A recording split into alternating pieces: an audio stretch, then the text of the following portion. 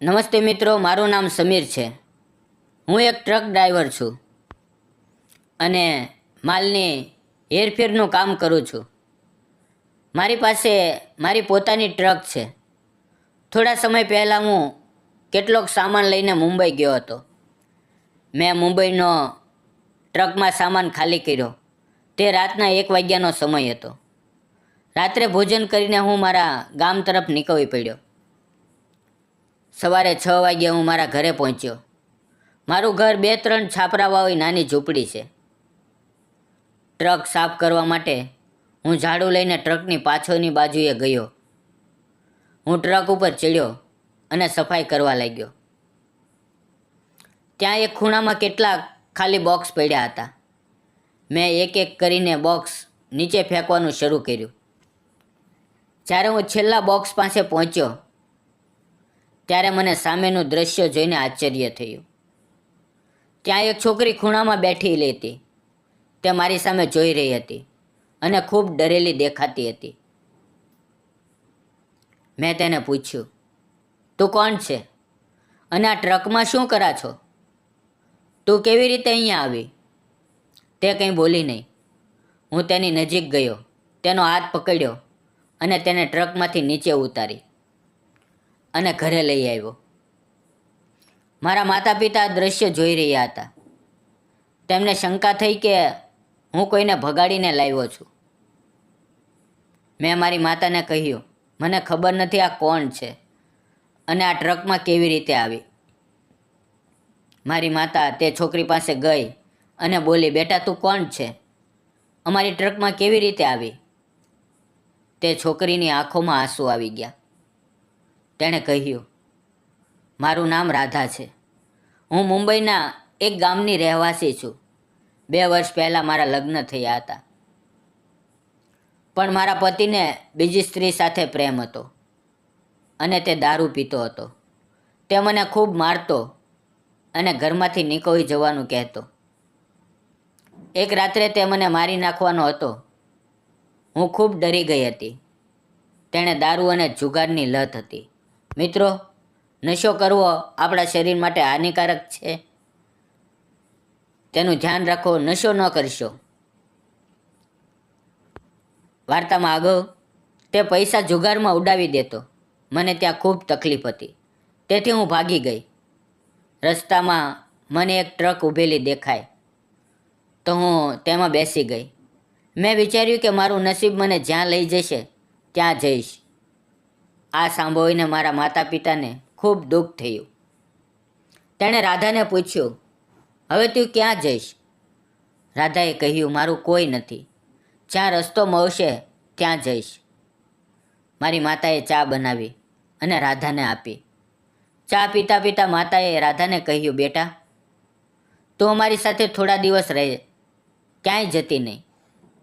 તું ખૂબ યુવાન છે, લોકો તને ખરાબ નજરે જોશે. જો કોઈ સારી જગ્યા કે નોકરી મળે તો પછી જજે. આ સાંભળીને રાધાની આંખોમાં આંસુ આવી ગયા અને તેણે સહમતીમાં માથું હલાવ્યું. મિત્રો, રાધા ખૂબ સુંદર હતી અને મને તેના પર દયા આવી. માતા રસોડામાં ગઈ અને રાધા તેની પાછળ ગઈ.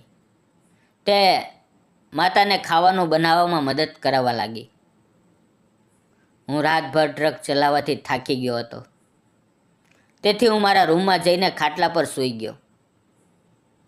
થોડી વાર પછી માતાએ મને ઉઠાડ્યો. સવારના 10 વાગ્યા હતા. હું ઉઠ્યો, નાહ્યો અને ખાવા ગયો. અમારું નાનું કુટુંબ હોવાથી અમે બધા નીચે બેસીને ખાવાનું ખાતા હતા. રાધા પણ અમારી સાથે ખાતી હતી. તે મારી સામે જોતી હતી અને હું પણ તેની સામે જોતો હતો.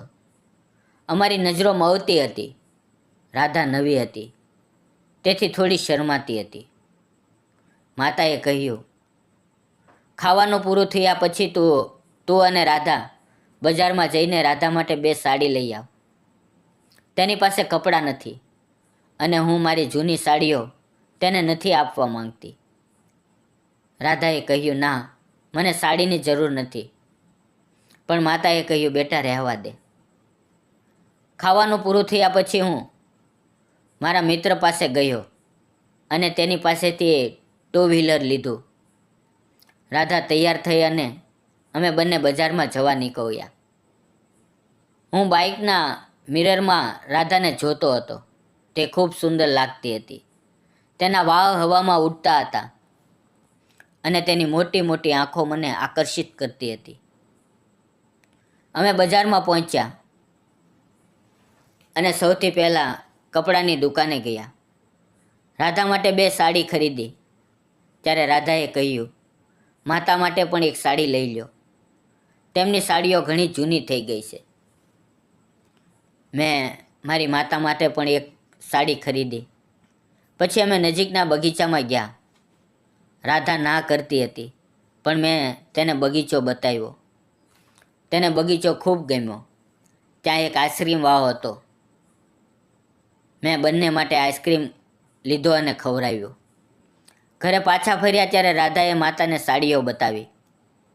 માતાને તેમની સાડી ખૂબ ગમી. તે જ દિવસે સાંજે મારે બીજી ટ્રીપ પર જવાનું હતું, પણ મારું મન રાધાને છોડીને જવા માટે તૈયાર નહોતું. મને રાધા ખૂબ ગમવા લાગી હતી. 10-15 દિવસમાં રાધા ઘરમાં બધા સાથે ઘુલમિલ થઈ ગઈ. તે માતા સાથે ખેતરમાં નિંદામણ કરવા જતી, ઘરના કામમાં મદદ કરતી. માતાને રાધાનો સ્વભાવ ખૂબ ગમ્યો અને રાધાને પણ માતાનો સ્વભાવ ગમ્યો. હવે રાધા મારી સાથે થોડું થોડું બોલવા લાગી. હું તેને ચોરી છુપીથી જોતો અને તે પણ મને જોતી. એક રવિવારે માતાએ કહ્યું, બજારમાંથી સામાન લઈ આવ. મેં કહ્યું, માં, હું ખૂબ થાકી ગયો છું. પણ પછી જ્યારે રાધા બજાર જવા તૈયાર થઈ તો મને પણ તેની સાથે જવાનું મન થયું.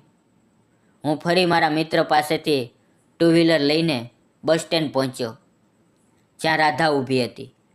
મેં કહ્યું, ચાલ આપણે બંને બજાર જઈએ. રાધાએ કહ્યું, તમે તો થાકી ગયા હતા ને? મેં કહ્યું, મેં જાણી જોઈને માતાને એવું કહ્યું. રાધા સમજી ગઈ અને સ્મિત સાથે બાઇક પર બેસી. હું બાઇકના કાચમાં તેને જોતો હતો. મેં કહ્યું, આપણે બપોરે બજારમાં ખરીદી કરીશું. શું આપણે એક ફિલ્મ જોવા જઈએ? રાધા કંઈ બોલી નહીં, પણ હું તેને થિયેટરમાં લઈ ગયો. ફિલ્મ રોમેન્ટિક હતી અને મને રાધા પર વધુને વધુ પ્રેમ થતો ગયો. ઇન્ટરવલમાં મેં એક જ પોપકોર્નનું પેકેટ લીધું. અમે બંને એક જ પેકેટમાંથી ખાતા હતા અને અમારા હાથ એકબીજાને અડતા હતા. રાધા હસતી હતી. ફિલ્મ પછી અમે હોટલમાં ગયા, મિક્સ પાવ અને આઈસ્ક્રીમ ખાધું અને પછી બજારમાંથી શાકભાજી ખરીદ્યા. ઘરે પાછા ફર્યા ત્યારે અમે બંને ખૂબ ખુશ હતા. બીજે દિવસે હું ટ્રીપ પર જવાનો હતો. ઘરે માત્ર હું અને રાધા હતા. રાધા રસોડામાં વાસણ ધોતી હતી. હું તેની પાસે ગયો અને તેની સામે જોવા લાગ્યો. રાધાએ પૂછ્યું, તમારી ઉંમર કેટલી છે અને તમે હજુ લગ્ન કેમ નથી કર્યા? મેં કહ્યું, મેં ઘણી છોકરીઓ જોઈ, પણ અમારી પાસે વધુ જમીન નથી અને મારી પાસે સરકારી નોકરી પણ નથી. રાધાએ પૂછ્યું, તમને કેવી છોકરી જોઈએ? મેં કહ્યું, તારા જેવી, સુંદર અને બધાનું ધ્યાન રાખનારી. રાધા શરમાઈ ગઈ. મેં તેનો હાથ પકડ્યો અને કહ્યું, રાધા, રાધા, મને તું ખૂબ ગમે છે. તું બધાનું ધ્યાન રાખા છે. જો તારી ઈચ્છા હોય તો તું મારી સાથે લગ્ન કરીશ? રાધાની આંખોમાં આંસુ આવી ગયા. તે મારા ખંભે માથું મૂકીને રડવા લાગી. તેણે કહ્યું, તમારા માતા પિતા ખૂબ સારા છે અને તમે પણ. મને તમે ગમો છો. હું તમારી સાથે લગ્ન કરવા તૈયાર છું. સાંજે માતા પિતા ખેતરમાંથી આવ્યા. ખાવાના સમયે મેં માતાને કહ્યું, માતા, હું રાધા સાથે લગ્ન કરવા માંગુ છું. માતા ખૂબ ખુશ થઈ.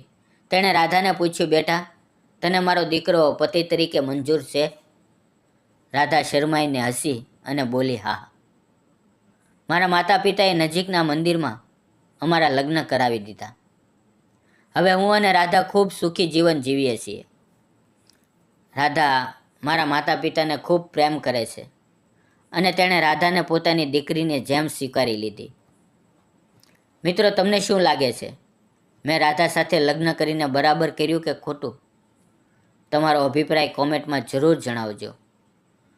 જો આ વિડીયો ગમ્યો હોય તો ચેનલને લાઇક, શેર અને સબસ્ક્રાઈબ કરવાનું ભૂલશો નહીં. ફરી મળશું મિત્રો એક નવા વિડીયો સાથે. ત્યાં સુધીમાં આવજો. મિત્રો, વિડીયોમાં આવેલા નામ, પાત્ર અને ઘટના ફક્ત કાલ્પનિક છે. તેનો કોઈ પણ વ્યક્તિ, જાતિ કે ધર્મ સાથે સંબંધ નથી. આ વિડીયો માત્ર મનોરંજન માટે બનાવવામાં આવેલો છે. તેને અન્યથા ન જોશો. મિત્રો, આવી જ નવી નવી વાર્તાઓ સાંભળવા માટે અમારી ચેનલને સબસ્ક્રાઈબ જરૂર કરજો. ધન્યવાદ મિત્રો.